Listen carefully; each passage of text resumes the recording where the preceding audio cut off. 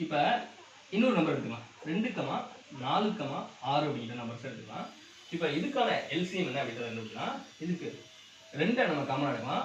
1 2 2 4 3 2 6. அடுத்து அகைன் நம்ம 2 எடுக்கலாம். 1 1 3.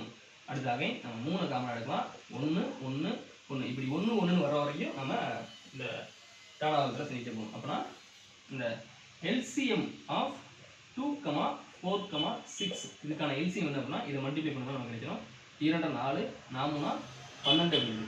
அப்போ இந்த 12 அப்படிங்கிறது இந்த கொடுக்கப்பட்ட எண்களினுடைய மடங்கா இருக்கும். அதுலேயும் இந்த பெரிய எண்ணை நம்ம மல்டிப்ளை பண்ணோம் அப்படின்னா என்ன கிடைக்கும்? 12 அப்படிங்கிறது கிடைக்கும். இப்போ இதுக்காக தான் என்ன பண்ணுவாங்க அப்படின்னு என்னன்னா இந்த ஒரு முறை இந்த 2 4 இதுக்கு எல்சிஎம் கண்டுபிடிக்கணும் அப்படின்னா நம்ம இப்போ தானாவதுக்கு மூலமாக கண்டுபிடிக்கணும் அப்படின்ட்டு இல்லை, நம்ம பார்த்த உடனே கண்டுபிடிச்சலாம். ஃபார் எக்ஸாம்பிள் இந்த 2, 4, 6ல எது பெரிய நம்பர் அப்படின்னு சொல்லி பாருங்க.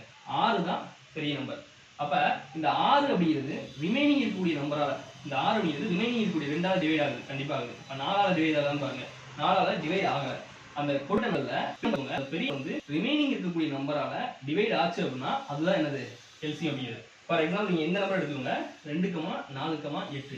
இதுக்கான எல்சிஎம் என்ன அப்படின்னா நம்ம பார்த்ததுனே சொல்லிடலாம். இந்த பெரிய நம்பர் தான் எல்சிஎம். ஏன் அப்படின்னா இந்த பெரிய நம்பரானது இந்த ரிமைனிங் இருக்கக்கூடிய 2ஆலையும் டிவைட் ஆகும், 4ஆலையும் டிவைட் ஆகும். ஒருவேளை இங்க இருக்கிற மாதிரி ரிமைனிங் இருக்கக்கூடிய நம்பரால இது சமமா டிவைட் ஆகல அப்படின்னா என்ன பண்ணணும் அப்படின்னா இந்த பெரிய நம்பர் இருக்குல்ல, எந்த நம்பர் நம்ம கொடுக்கப்பட்ட நம்பருடைய பெரிய நம்பரை நீங்க என்ன பண்ணணும் அப்படின்னா ஃபர்ஸ்ட் இதை 1ஆல மல்டிப்ளை பண்ணிருக்கீங்க. மல்டிப்ளை பண்ணதுனால நமக்கு இதெல்லாம் வந்து டிவைட் ஆகல.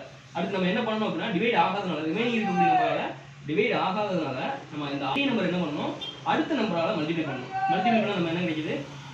12 கிடைக்குது. இப்போ இந்த 12 அப்படிங்கிறது ரிமைனிங் இருக்கக்கூடிய நம்பரால டிவைட் ஆகுதான்னு பார்க்கணும். கண்டிப்பா 2ஆல டிவைட் ஆகும், 4ஆலையும் டிவைட் ஆகும். அப்ப டிவைட் ஆச்சு அப்படின்னா அதுதான் எல்சிஎம். ஒருவேளை இந்த 12 அப்படிங்கிறது ரிமைனிங் இப்போ வேற ஏதாவது நம்பர் இருந்துச்சு அப்படின்னா இப்போ 3 இருந்துச்சு அப்படின்னா 3 இருந்துச்சுன்னா 3ஆலையும் டிவைட் ஆகும். ஒரு 5 இருந்துச்சு வைங்களேன், 5ஆல இது டிவைட் ஆகுது இல்லையா? அப்ப என்ன பண்ணணும் அப்படின்னா மறுபடியும் இந்த பெரிய நம்பர் எடுத்து 3ஆல மல்டிப்ளை பண்ணணும். அதுக்கு ஒரு ஆன்சர் வரும் இல்லையா? அந்த நம்பர் வந்து ரிமைனிங் இருக்கக்கூடிய நம்பரெல்லாம் டிவைட் ஆகலாம் பார்க்கணும். இதே போல கண்டினியூ பண்ணிட்டே போகணும்.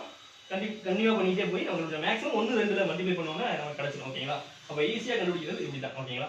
அப்போ எல்சிஎம் ஆனது எப்பொழுதும் கொடுக்கப்பட்ட எண்களின் பெரிய எண்ணை விட ஒன்றும் பெரியதா இருக்கும். கண்டிப்பா அடுத்து சமமாகவும் இருக்கும், அடுத்து மடங்காகவும் இருக்கும். கண்டிப்பா இருக்கும். குறைவாக மட்டும்தான் என்ன பண்ணாது? இருக்கவே இருக்காது. ஓகேங்களா? தேங்க்யூ.